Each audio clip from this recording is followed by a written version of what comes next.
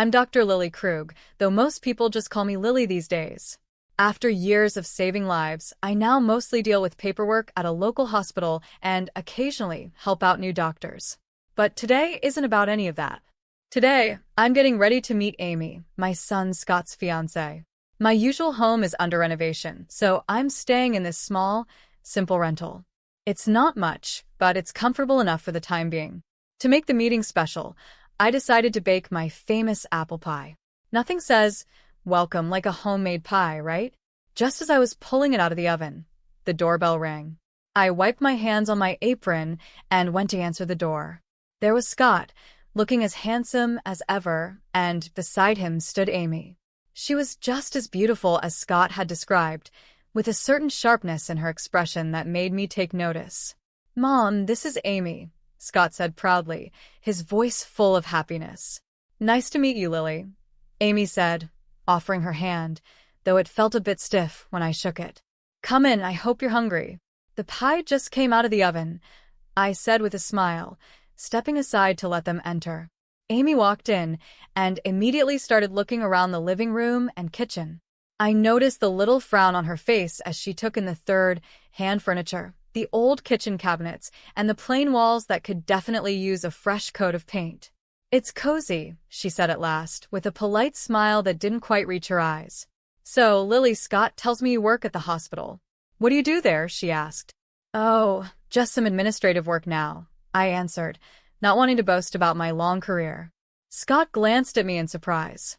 "Mom, why don't you tell her about," he started, but I quickly cut him off with a wink as I began slicing the pie. "Never mind that. Let's have some pie. You'll love it, Amy. It's my special recipe," I said, steering the conversation away from my job. As we sat down to eat, Amy seemed more focused on asking questions than enjoying the pie. "So, how did you manage to send Scott to private schools? That must have been tough on just a hospital admin salary," she asked, her tone a bit too forward for my liking. The question took me by surprise. It felt a little too personal, and it annoyed me. I kept my voice steady. "Well, I had some help from my parents. They left me a small inheritance," I replied, hoping to keep things polite. I could tell she was judging me, trying to figure out how someone with a simple job could give their son such a fancy upbringing. Her questions felt more like an interrogation, each one coming with a sharpness, even though she tried to hide it under a polite tone. Scott, bless him, didn't seem to notice the tension. "Amy's been great with all the tech support at her job. You should see her in action, Mom," Scott said proudly. "That's impressive," I said, turning to Amy with genuine interest. "Technology really is the future, isn't it?" "It is, and it's so rewarding to be at the cutting edge, being part of something that really makes a difference," Amy replied. There was a mix of pride in her voice, along with something else I couldn't quite figure out. We kept chatting while eating the pie, moving from Scott's job to their wedding plans. I did my best to make Amy feel welcome, despite the awkward start. When it was time for them to leave, Scott hugged me tight, but Amy's goodbye felt cold, her smile practiced but not reaching her eyes. As I washed the dishes, I made a mental note to stay alert. Scott was my world, and I wasn't going to let anyone mess with his happiness. After that first awkward meeting, I hoped things would get better with Amy, but as the wedding planning moved forward, so did the tension between us. Amy had a way of keeping me out of the planning, using polite but cold responses that made me feel like an outsider in my own son's future. One afternoon, Scott and Amy came over to talk about the wedding. I had made some coffee and put out a few snacks, hoping to create a warm, welcoming atmosphere. "Mom, we were thinking of having the wedding by the lake. What do you think?" Scott asked, spreading out photos of the venue on the coffee table. Before I could answer, Amy quickly added, "Oh, Lily, it's a bit far from the city. I'm not sure if all our guests would like the drive. We're thinking of a downtown spot, right, Brian?" Her tone was casual, but her words cut me off before I could share my opinion. I kept my voice steady. "The lake sounds beautiful, Scott. It would make for some lovely photos, and a little drive wouldn't hurt anyone." Amy laughed, a high-pitched sound that grated on my nerves. "Oh, but you know how bad traffic can be. We wouldn't want our guests stuck on the road all day." I held back a sharper reply and forced a smile instead. Well, downtown is nice too, lots of great places there. Scott glanced between us, sensing the tension, but didn't say anything. He had always hated conflict, especially when it came to the people he cared about. Right, well, Amy's been looking into some great downtown venues, haven't you, babe? He said, giving her a supportive smile. Absolutely, Amy replied, flipping her hair over her shoulder. And Lily, we're also thinking of a modern theme for the wedding. Very sleek, very elegant. I'm guessing you'd prefer something more traditional? Her eyes glanced at my old coffee mugs and worn tablecloth, her words dripping with subtle judgment. I clenched my jaw, feeling the sting. I like modern just fine, I said, keeping my tone steady. The most important thing is that you two are happy. That's sweet of you, Amy said, her smile tight. We're just aiming for something more current. It's all about the image, after all. As they continued discussing wedding details, I nodded along, but my thoughts were elsewhere. Every word Amy said seemed to be pushing me further out, making it clear how little she valued my input or presence. After they left, the silence in my apartment felt heavier than usual. I was used to being alone, but this felt different. It was the feeling of being shut out of my own family. I poured myself a glass of wine and sat by the window, watching the streetlights flicker on. My heart was heavy with worry. I had always been the one Scott turned to for help, the one guiding him through life's challenges. Now, it felt like Amy was in control, steering him in a direction where I wasn't welcome. Just have to watch and wait, I muttered to myself, taking a sip. But I'm not giving up, not yet. It was Scott's birthday, and even though things had been tense between us, I wasn't going to miss my only son's celebration. Amy had taken over planning everything, and somehow, my invitation had gotten lost in the shuffle. But a mother's place is by her son's side, especially on his birthday. So I decided to go anyway. I arrived at Scott's house with a small, carefully wrapped gift in my hands. The house was full of life, with laughter and music spilling out through the door. Taking a deep breath, I rang the doorbell, my heart pounding in my chest.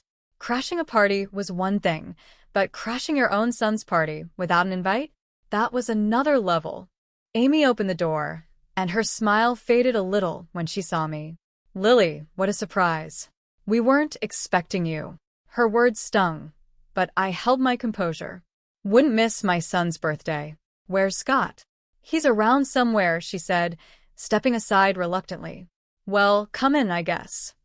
The house was decorated in shades of blue and gray, a sleek modern style that clearly had Amy's touch. I walked through groups of people, none of whom I knew. They were all Amy's friends, young and trendy, laughing and clinking their glasses together. Finally, I spotted Scott, chatting with some people who looked like his coworkers. Scott, I called, my voice trembling slightly. He turned, and his face lit up when he saw me. Mom. You made it. He excused himself and came over, giving me a big hug. I wouldn't miss it for the world, I said, handing him the gift. Happy birthday, honey. Thanks, Mom. I'm so glad you're here. He looked genuinely happy, but there was a bit of confusion in his eyes, like he was wondering why I'd say that. Just then, Amy appeared beside us, her smile tight. Scott, your friends were asking about you, she said, then turned to me. Can I get you a drink, Lily? No thanks, I'm fine, I replied, feeling out of place as she maintained her polite but distant attitude. As the evening went on, I tried to mingle, but Amy's friends were a close-knit group. Every conversation felt strained, and Amy often stepped in to either pull Scott away or take over the conversation with stories of her job and their future plans. At one point, I overheard Amy talking to a friend. Her voice was just loud enough for me to catch. Yeah, it's a bit awkward that she showed up. I didn't think she'd come, considering the vibe. Her words felt like a slap. I wasn't just uninvited, I was unwanted. My presence was making her uncomfortable, maybe even embarrassing her in front of her friends. The realization hit hard, and I found myself retreating to a quiet corner, holding a drink I didn't even remember accepting. A little while later, Scott found me alone, his brow furrowed. Mom, are you okay? You seem a bit off. I forced a smile, not wanting to spoil his day with my feelings. Just a bit tired, that's all. It's been a long day. Do you want to stay longer, or would you like me to drive you home? His concern was real, but the last thing I wanted was to pull him away from his friends. No, you stay. Enjoy your party. I'll catch a cab, I said, standing up. I just wanted to see you and wish you a happy birthday in person. He hugged me again, looking a little worried. Thanks for coming, Mom. I love you. I love you too, honey, I said, holding back the sadness as I left the party. I love you too, baby. Always. With that, I slipped out the door, the sound of laughter echoing behind me as it closed.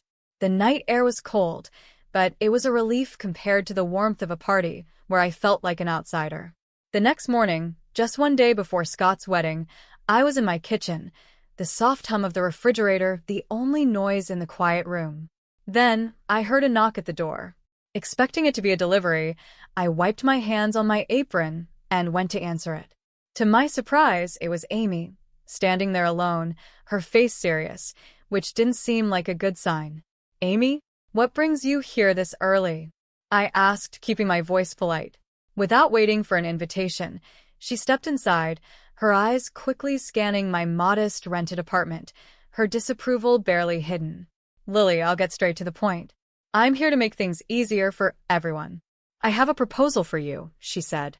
Oh, I replied, my curiosity piqued, though I could feel a chill running through me. She pulled an envelope from her sleek, oversized purse and held it out to me. I'm offering you $3,000 to not come to the wedding tomorrow. We think it's for the best. I stared at her, not because I was shocked by the offer, but because she actually thought this was acceptable. And why would you think I'd agree to that? I asked. Her lips tightened into a frown. Let's be real, Lily. Your presence doesn't really fit with the kind of event we're planning. You know, with all the important guests we're expecting. My hands clenched at my sides, but I knew I had to play this smart. I'm sorry, I think I didn't hear you correctly, I said, tapping my ear, pretending like I hadn't understood. You want to pay me not to attend my own son's wedding? Why? Amy sighed, clearly annoyed. Because, Lily, you don't exactly fit the scene. The way you dress, well, everything about you, it's just not up to the standard we're setting. We have very influential people coming, and we can't have you there looking like that. She paused, waiting for me to show some kind of hurt or give in. But I didn't. I stood tall, my resolve growing stronger. Go on, Amy. I'm listening, I said. With this money, she continued, waving the envelope in front of me, you could maybe fix up this place, or buy something nice for yourself later. You should be grateful I'm offering this. I almost laughed at her nerve. She thought this place was mine, and that I needed her charity to improve it. But I kept my face neutral, nodded, and took the envelope from her. All right, Amy, if that's what you really want, I said calmly. Her relief was obvious as she gave me a tight smile. Good. I'm glad you're being reasonable about this. After she left, I stood there, still holding the envelope, my thoughts racing. I gently closed the door behind her, my hands shaking with a mix of anger and adrenaline. I pulled out my phone and stopped the recording. Amy's cruel words were all there, clear and undeniable. I didn't waste any time and dialed Scott, my voice steady but urgent. Scott, can you come over right now? It's important. We need to talk about something serious. Sure, Mom, I'll be there as soon as I can. Is everything okay? His voice was filled with concern, sensing that something was wrong. Just come. We'll talk when you get here. When Scott arrived, he looked worried. He barely sat down before I said, listen to this, and played the recording of Amy's proposition. As he listened, the color drained from his face, and his expression turned to shock and hurt. Mom, I'm so sorry you had to hear that. I can't believe she'd say those things, he stammered after the recording ended. The wedding is tomorrow, Scott. What do you want to do? I asked, my voice calm but firm, letting him know the decision was his to make. He ran his hands through his hair, clearly frustrated and confused. I want to confront her, tell her it's over, and cancel the wedding. I can't marry someone who would do this. I held up my hand to stop him. If you do that now, everyone will see you as the bad guy, and she'll play the victim. We can't let her control the story. Scott paused, thinking over what I said. So, what do? We need to let everyone see her true colors. Let them hear the Amy I heard on this recording, I said, my voice calm but full of determination. He nodded slowly, understanding. Okay, Mom. I won't say anything to her yet. After Scott left, I made several phone calls to old friends and former patients, people who knew me well and had been part of my life because of the surgeries I had performed over the years. We talked about old times, and though I didn't give too many details, I hinted that I might need their support soon. Sitting back on the couch, I felt a mix of anxiety and resolve. Tomorrow would be a big day, one way or another. I was ready to stand up for my family and show everyone who Amy really was. This wasn't just about stopping a wedding.